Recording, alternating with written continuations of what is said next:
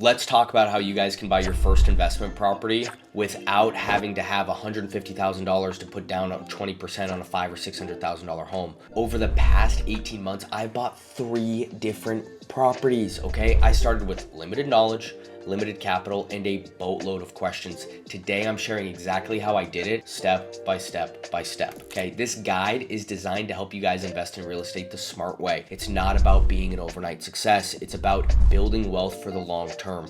So let's dive in. Step 1, choose your market, okay? And picking the right market is crucial because when you pick your market, it's going to tell you the type of properties you're gonna be able to afford, the type of tenants you're gonna be attracting, and ultimately how much cash flow you're gonna be generating. So here's how you guys can narrow it down and find the best market for you. First things first, you need to assess your capital, okay? You need to sit down and have an honest conversation with yourself about what you can afford when it comes to a down payment, closing costs, and any unexpected repairs or maintenance that pop up. Then you need to research affordable markets, and you want to look for cities where the home prices fit your budget, but rents are still strong enough to generate a good return. For example, the reason I chose Milwaukee over Arizona is in Arizona, you can go buy a home for $600,000, but your mortgage payment's going to be $3,500 and you can only rent it out for $3,000, right? The math doesn't math. Whereas in Milwaukee, I can go buy a $100,000 home, but then I can turn around and rent it out for $1,250, so my cash on cash return is above 25%. That's why it makes sense. In order to find those types of deals and make it make sense for you too, you need to analyze the rental demand. And the way you do that is just by asking the simple question, what is the demand for rents in these areas? And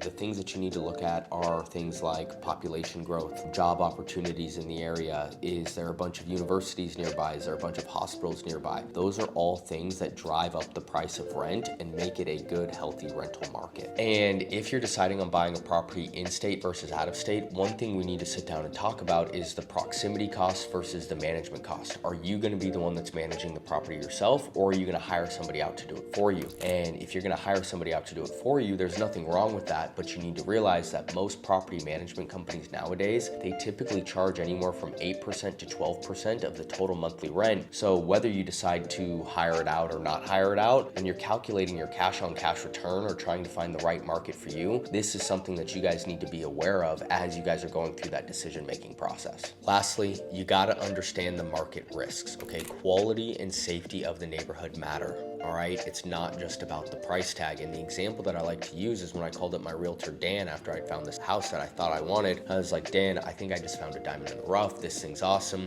And he pulled it up and he's like, no, Dallas, this is a dumpster fire. I refuse to go into that neighborhood. And I was like, well, why not? And he said, well, Dallas, it's the most dangerous neighborhood in all of Milwaukee. And he reminded me that your tenants need to feel safe where they live, okay? Because yes, you might have a property, but if you don't have any tenants that want to live there, then you're not going to be making any money. So it's important to understand that as you're going through your decision-making process as well. Most importantly, don't overanalyze yourself into inaction. You need to avoid the analysis by paralysis. And yes, you need to do your research and you need to do it thoroughly, but remember that the only way to learn is by starting. Once you have decided the market that you're going to be buying in, it's time to find the right realtor. And having the right realtor can make or break your first deal, especially if you guys are going to be investing out of state. Here's what to look for when you're trying to find the right realtor for you. First things first, you need someone who specializes in investment properties. You need someone who understands what a cap rate is, how cash flow affects the business and the rental demand for that area. You don't just need someone who sells homes. Second, they need to have a good knowledge of the area. They should know which neighborhoods have the best tenant profiles, the strongest rent potential, and the lowest vacancy rates. And lastly, there needs to be honesty and transparency. They should be able to tell you the hard truth and it shouldn't bother you, right? Because if you're an out-of-state investor, they know things about the market that you don't know and you need to take their word for it. You need to trust them. And if you can't trust them, then they have no business being your realtor, okay? And a little pro tip here, you guys need to interview at least 2 or 3 people until you find the right realtor for you.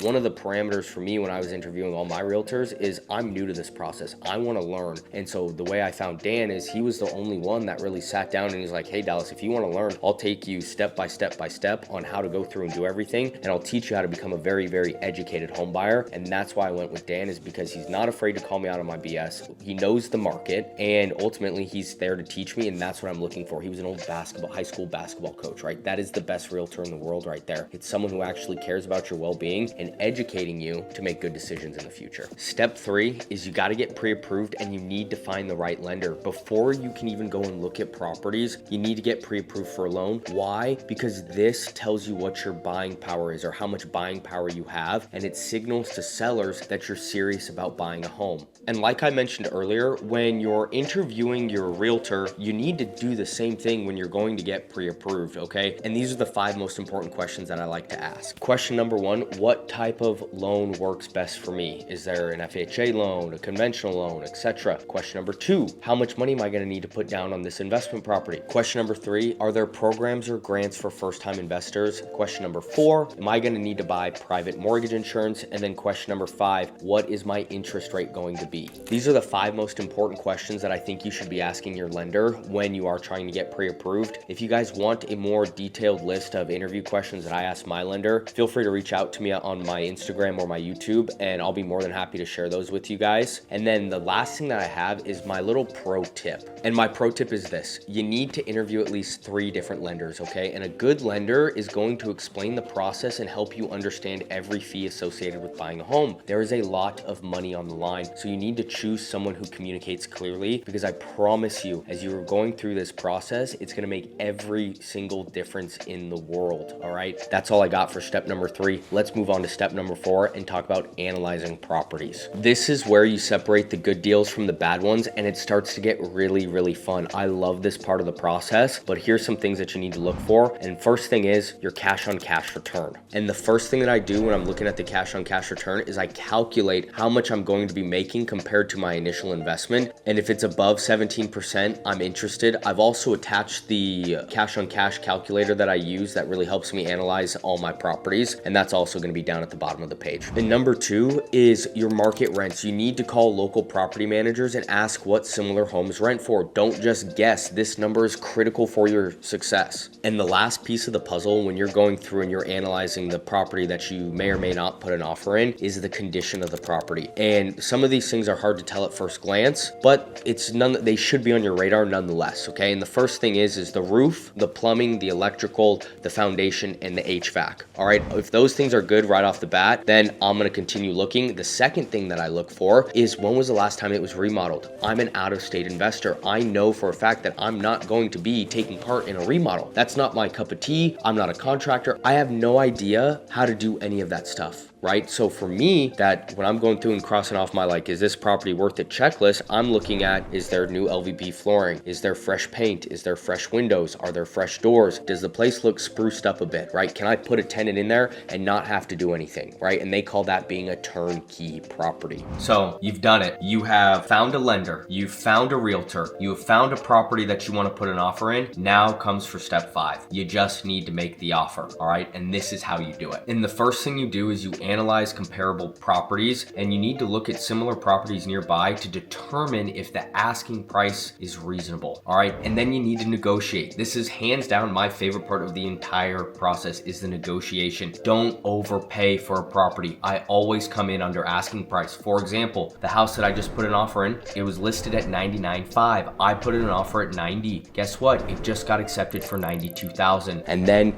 the last thing, you gotta stay objective. If it doesn't work out, I promise you there's always gonna be another deal. You can't let your emotions get in the way. And another thing that I love to live by is take your emotions out of the situation and strictly focus on the facts. All right, and by doing that, it's gonna save you guys from getting emotionally attached to the property and getting seriously bummed out when that first offer you put in doesn't work, because I hate to be the bearer of bad news, it's gonna take 2 or 3 properties of you putting offers in to find the property that you really love and that property that's right for you. All right, so you've done it, you've had the offer accepted, you found the property that you loved, it's working out, things are on the up and up. Now it's time to perform your due diligence, okay? And the due diligence period is where you confirm that the property is worth the investment investment. And here are those key steps and how to go about doing that. And the first thing that you're gonna do after the offer has been accepted is pay the earnest money, okay? And this shows the seller that you're serious, and most times it's anywhere from 1 to 3% of the purchase price. After you deposit your earnest money, you're gonna have to hire a home inspector, and the home inspector is gonna go out there and he's gonna look at every single thing in the house, okay? And it's gonna be kind of intimidating because you're gonna get a report back and it's gonna seem like the house is falling apart, right? And it's scary, it's gonna knock your socks off, but it's normal. That's what a home inspector is hired to do. But the big 5 that you need to focus on is the roof, the plumbing,